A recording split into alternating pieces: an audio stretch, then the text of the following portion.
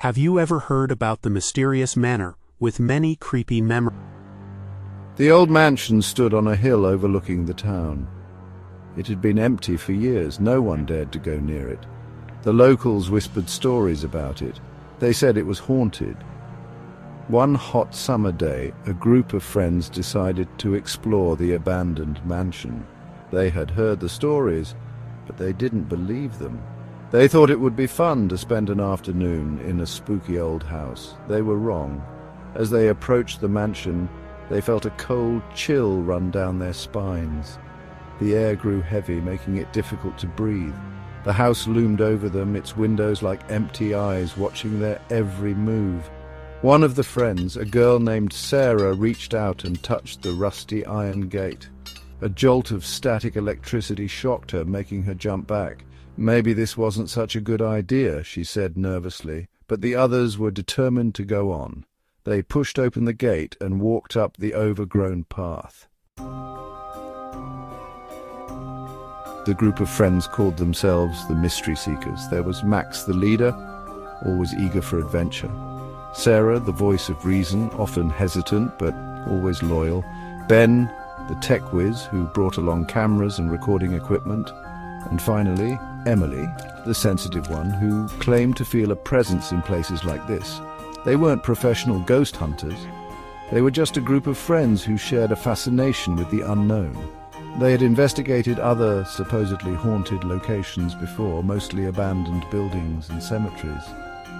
But Ravenswood Manor felt different. "Remember, we're here to document, not disturb," Max reminded them, his voice echoing slightly in the stillness of the overgrown garden. He adjusted the strap of his backpack, which was filled with notebooks, flashlights, and other essentials for their investigation. Emily shivered, even though the summer sun was shining brightly. "I don't think we need to disturb anything," she whispered. "I can already feel it watching us."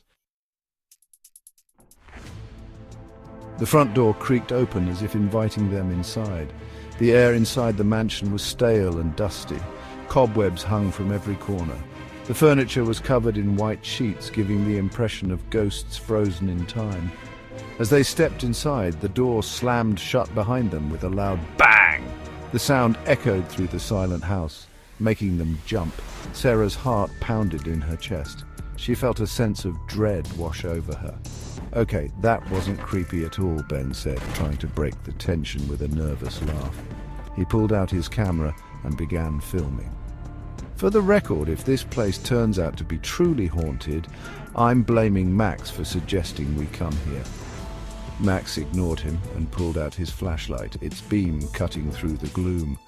"Let's stick together and be careful," he said, his voice subdued.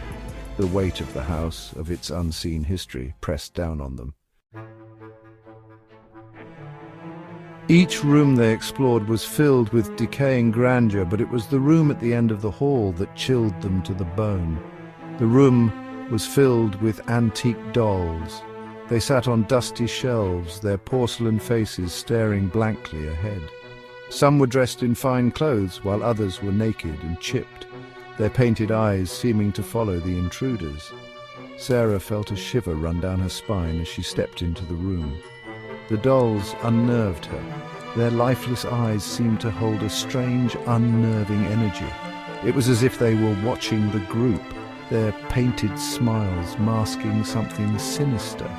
"This is creepy, even for me," Max admitted, shining his flashlight across the faces of the dolls. "It's like they're judging us."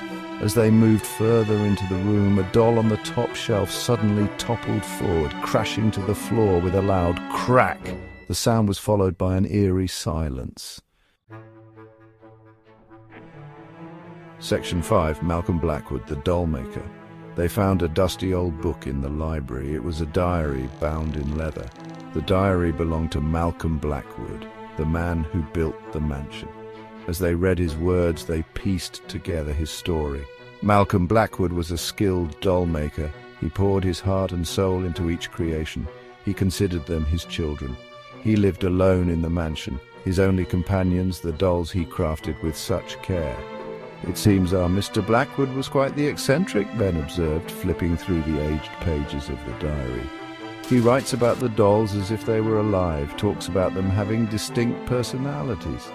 It's sad, really, Sarah said, her fingers tracing the spidery handwriting in the diary. He sounds so lonely. It's like he poured all his love and longing into these dolls. Max nodded, his eyes scanning the diary entries. But there's something else here, something darker. Listen to this. They speak to me, my children. They whisper secrets from beyond. Section 6. The Dark Descent. The diary revealed a dark secret. Malcolm Blackwood had become obsessed with the occult. He believed he could imbue his dolls with spirits. He sought to cheat death to achieve a twisted form of immortality. The diary entries grew more and more disturbing as they went on. Blackwood's writing became frantic, filled with rambling passages about ancient rituals and forbidden knowledge. He wrote about summoning spirits, trapping them in his dolls. He lost his mind, Ben whispered, his face pale as he read the diary. Blackwood actually believed he could bind spirits to the physical world, trap them in these dolls. Sarah shuddered. The room seemed to grow colder. She could feel a presence, something dark and mournful, clinging to the dolls. "This isn't right," she said, her voice shaking. "We shouldn't be here. We need to leave." Section 7, Spirit Vessels. They discovered a hidden room in the attic. It was Malcolm Blackwood's workshop. Strange symbols were drawn on the floor in chalk.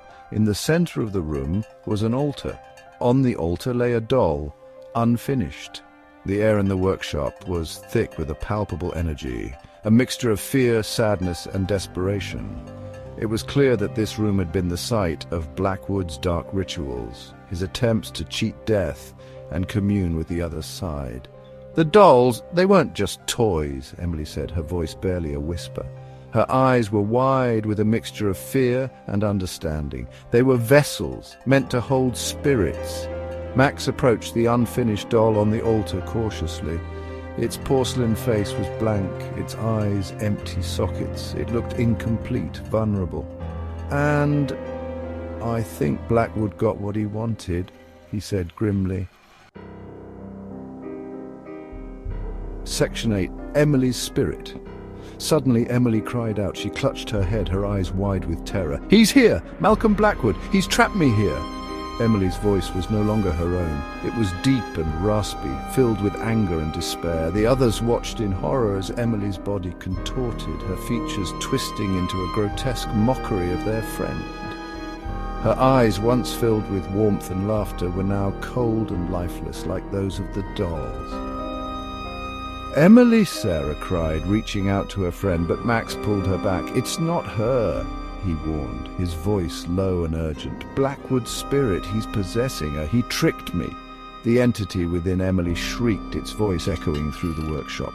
"He promised me life, but he trapped me here, bound me to this vessel."